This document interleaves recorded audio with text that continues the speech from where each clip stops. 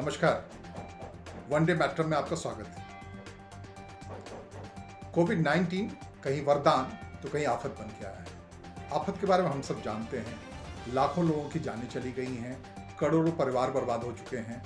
इसके अलावा कईयों की नौकरी गई है, आजीविका पर संकट बना हुआ है। दुनिया आगे किस तरीके से बढ़ेगी इसका रास्ता नहीं सूझ रहा है।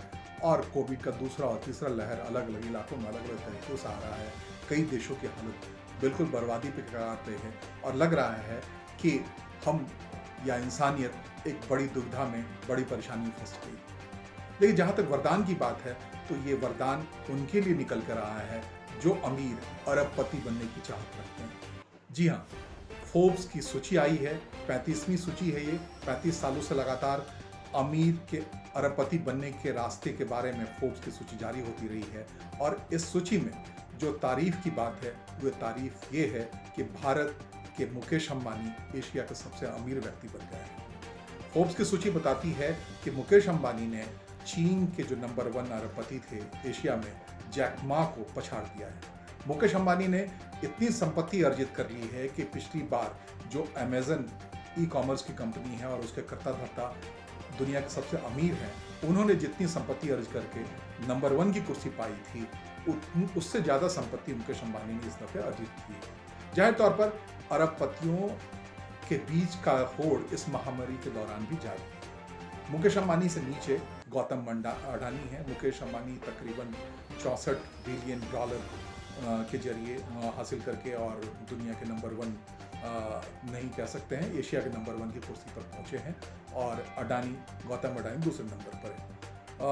अरबपतियों के होड़ के बीच महामारी के दरमियान पखवाड़े पहले एक रिपोर्ट आई थी, संयुक्त राष्ट्र की रिपोर्ट थी, दुनिया के खुशहाल देशों के बारे में उसमें जिक्र था। और हमारे लिए, खास करके भारत के लिए वो शर्म की बात थी कि 157 देशों, खुशहाल देशों की जो सूची आई थी उसमें भारत नीचे से 140वें नंबर पर था और 140 में महज 17 देशों से नीचे थे। और उससे भी ज़्यादा शर्म की बात थी कि उस सूची में, संयुक्त राष्ट्र के खुशहाल देशों की सूची में, पाकिस्तान को हमसे बेहतर बताया गया था, बांग्लादेश हमसे बेहतर था, दक्षिण एशिया महाद्वीप में सारे देश भारत से बेहतर स्थिति में थे।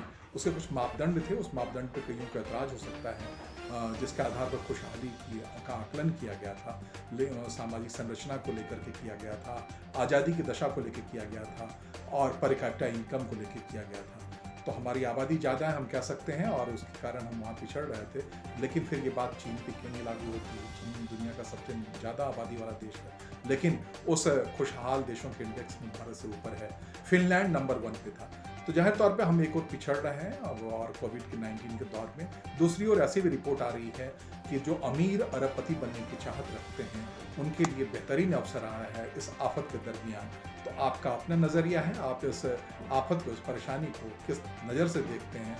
और नज़र से देखने वाले ये भी बताते हैं कि जिस वक्त ये फोर्ब्स की सूची जारी हुई थी उसी समय मुकेश अंबानी के भतीजे अनमोल अंबानी प्रशासन के उस रवैये के खिलाफ दनादन ट्वीट दागे जा रहे थे और नाराज़गी जताए जा रहे थे, जिसमें ये कहा गया था कि कोविड के नए इंसर्जेंस की वजह से प्रशासन कड़े इंतजाम कर रही है, कर्फ्यू की व्यवस्था कर रही है, लॉकडाउन की तरफ हम बढ़ रहे हैं और प्रशासन सख्ती की तरफ उतर आई है। तो इसके खिलाफ अनमोल अंबानी जो हैं, जो अनिल अंबानी के पुत्र हैं, उन्होंने नाराज़गी जताई थी और उन्होंने कहा था कि भाई व्यापारियों को व्यापार करने दो और अमीरों को अमीर बनने के रास्ते को खुले रहने दो, उससे विराम क्यों लगाते हो, बाजार क्यों बंद करते हो, उत्पादन क्यों बंद करवाते हो, और इससे निपटने का रास्ता ये नहीं है।